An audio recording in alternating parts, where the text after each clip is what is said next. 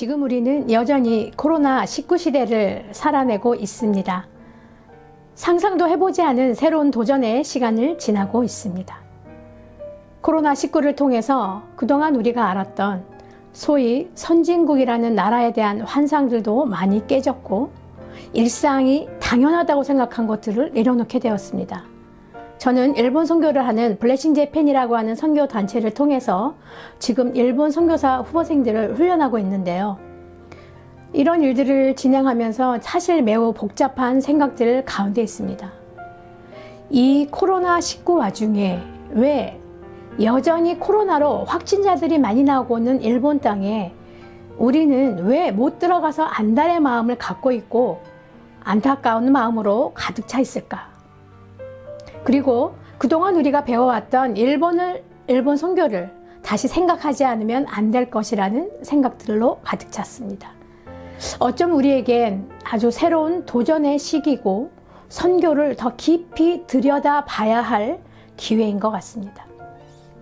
오늘 본문의 말씀처럼 앞을 알 수 없는 이 시기에 우리는 오직 성령께서 가르치신 것으로 영적인 것들에 대해서는 우리가 영적인 것으로 분별하는 지혜로움이 필요할 때입니다. 포스트 코로나 시대를 맞은 우리는 비대면과 대면 시대를 어떻게 직면하며 풀어나가야 할 것인가에 대한 큰 도전 앞에 서 있습니다. 이것은 우리의 삶을 신앙의 자리에서 또 선교지인 일본에서 또 각자의 선교지에서 어떻게 적용하며 나가야 할지 많은 숙제를 주고 있습니다. 많은 선교단체와 선교사님들이 여전히 불안한 선교지 현장 가운데서도 그 선교지에 대한 소망과 부르심을 놓지 못하는 것은 왜일까요? 그곳에 복음이 없기 때문입니다. 그 땅에 예배하는 자들이 없기 때문입니다. 그래서 그 땅 가운데 예배하는 자들로 가득한 그때를 보기 위함입니다. 이제부터 우리는 어쩌면 우리의 삶이 그동안 빡빡하고 조밀하게 묶여있는 형태에서 사회적 거리두기처럼 일정한 거리를 두어야 하고 매일 혹은 주 단위로 방역을 챙겨야 하는 상황이 될지도 모릅니다. 그러나 여러분들도 경험했듯이 거리두기를 하고 온라인 예배를 드리며 많은 이들이 예배의 소중함과 교회란 무엇인지 본질적인 질문 앞에 서게 됩니다. 결국 우리는 존재적 목적으로 묶어지는 생명 공동체로 나가야 함을 그 갈망을 보았을 것이고 경험했습니다. 그동안 우리는 우리가 만난 사람들을 관계하는 사이로 가셨겠지만 때론 관리의 대상으로 생각하진 않으셨나요? 저부터 선교의 동역자를, 후원자들을 만날 때에 물론 관계로 만납니다.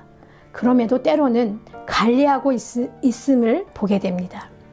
이제는 더 이상 이런 관리의 대상이 아니라 더 절실한 관계의 소중함과 관계의 필요성을 느꼈기 때문에 큰 규모의 형태가 중요한 것이 아니라 어떤 방향으로 나아가야 할지, 우리에게 어떤 방향이 옳은 것인지 우리에게 중요한 질문이 되었습니다. 저는 이 해답을 오늘 읽었던 본문 고린도전서 2장 16절의 말씀을 통해서 찾고 싶습니다. 누가 주의 마음을 알아서 주를 가르치겠느냐? 우리가 그리스도의 마음을 가졌습니다. 여기 고린도전서 2장 16절에 가르치다라는 것은 쉼비바조라고 하는 헬라어로서 쉼이라는 것은 함께, 엠비바조라는 것은 가다, 배에 오르다의 합성어로 함께 발을 묶다, 결론을 내리다, 증언하다 등으로 번역되는 단어입니다. 주님을 가르치고 증언하는 것은 결국 그분으로 묶여질 때 일어나는 구원사적인 사건입니다. 주님의 증언자이신 여러분, 우리의 발은 누구와 함께 있습니까? 어디를 향해 있습니까? 주님에게 묶여져 있습니까? 그래서 주님과 함께 동일한 목적지를 향해서 걸어가며 동일한 방향으로 나아가고 계신가요? 대면과 비대면의 혼재 속에서 바른 균형을 잡을 수 있는 관건이 되는 것은 어떤 것일까요? 결국 형태적으로는 느슨하지만 존재적으로는 묶여져 있는 상태, 그런 생명 공동체로 나아가야 한다는 것입니다. 이것은 관리가 아닌 관계, 형태가 아닌 방향, 거리가 아닌 깊이로 가야 한다는 것을 말하고 있습니다. 이렇게 될 때에 더 깊이 주님의 가르침대로 나아갈 수 있는 것입니다. 주님을 가르친다는 것은 무엇을 이야기하냐면요, 그분을 증언하는 것입니다. 그분으로 묶여진다는 것입니다. 예수 그리스도로 묶여질 때 진정한 구원사적인 사건이 일어난다는 것입니다. 함께 발을 묶는다는 것은 무엇일까요? 결국 같은 방향으로 나아간다는 것이고, 같은 결론을 맺는다는 것이고, 결국은 같은 증언의 말씀을 전한다는 것입니다. 포스트 코로나 시대를 맞이하고 포스트 모더니즘 시대를 살고 있는 우리가 갖고 있는 진리가 어떤 진리입니까? 이 진리는 포스트 모던 시대나 포스트 코로나 시대나 상관없이 변함이 없는 진리이고, 우리의 사명도 변함이 없습니다. 변함이 없을 뿐 아니라 더 견고해지고 단단해지는 것입니다. 주님과 단단히 묶여있는 우리가 함께 이 여정을 가기에 더 견고해지고 더 단단해지고 신선하고 새롭게 나아갈 수 있는 것입니다.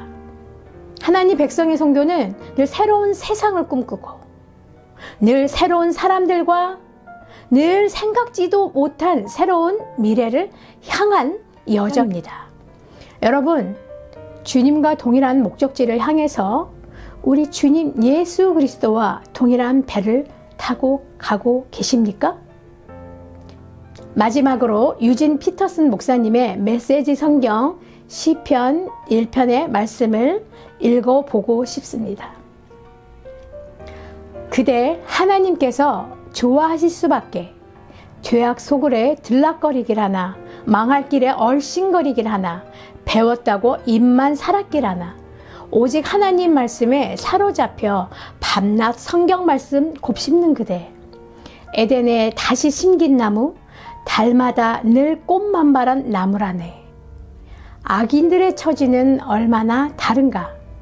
바람에 날리는 먼지 같은 그들, 입이 10개라도 할 말 없는 죄인들이라 떳떳한 이들 사이에 끼지 못하네. 그대의 길은 하나님께서 지도해 주시니 악인들의 종착지는 구렁텅이일 뿐이라. 우리는 하나님 말씀에 사로잡히고 에덴에 심겨진 나무입니다. 달마다 신선한 과실을 맺고 잎사귀 지는 일 없는 꽃 만발한 나무입니다.